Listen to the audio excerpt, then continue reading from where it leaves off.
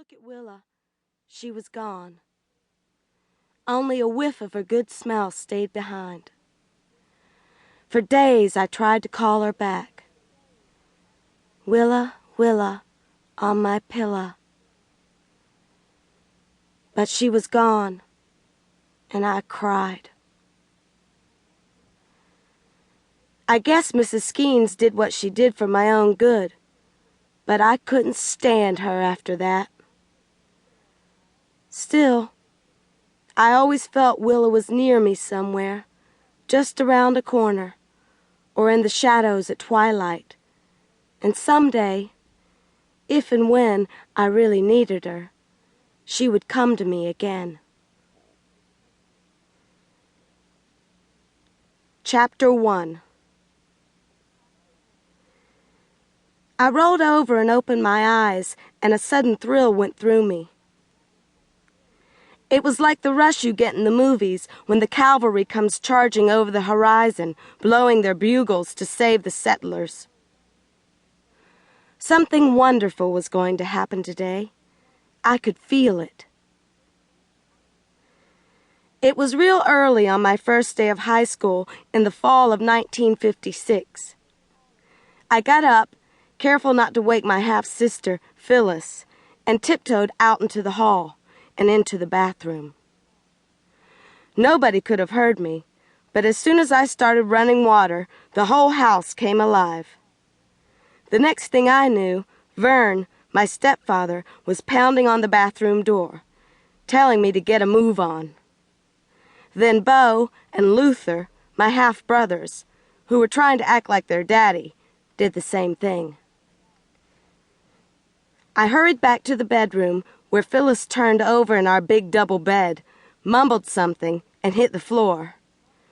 She wandered downstairs where Mama was fixing breakfast for everybody. Mama always did that on the first day of school to show her good intentions. When we were gone, she could go back to sleep, undisturbed, for the first time in 3 months. I had my school clothes neatly laid out on a chair. A dark plaid dress with a straight skirt, and black and white saddle Oxfords with bobby socks. I slipped a pair of shorts on under my dress because I had absolutely no hips at all, and the shorts rounded me out some. Then I took the bobby pins out of my brown hair and brushed curls around my face, dabbed on a bit of lipstick and compact makeup, and stood back to look at myself in the mirror. I saw no chance of ever being beautiful. First of all, I was too small.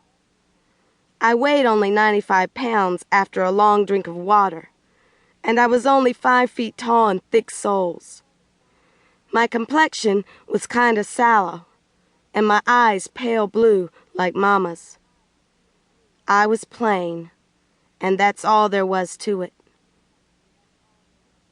I put my perfectly pink lipstick into my genuine plastic pocketbook along with my compact. Then I picked up my 5-subject composition notebook and 2 number 2 pencils, and I was ready for high school. Downstairs, Mama had made pancakes and sausages. As we sat there, all crowded around the table, with the smell of coffee and the clatter of dishes, it was like we were a real family, as normal as any other. Only I knew better. My own daddy, who was not married to my mama, had gone off to the war in Europe in December 1941, and was never heard from again. 5 months after he left, I was born on the top of Ruby Mountain. Then, when I was 3 years old, Vernon Mullins, a coal miner for the Ruby Valley Coal Company, started courting my mama. Her daddy, my grandpa Lambert, nearly had a fit because he said there had been bad blood between the Lamberts and the Mullinses for 100 years. No, he didn't remember why, but he knew there was a good reason for it, and if Mama persisted in marrying that no-account Mullins, then she'd better take me and everything she owned, all of which could fit in a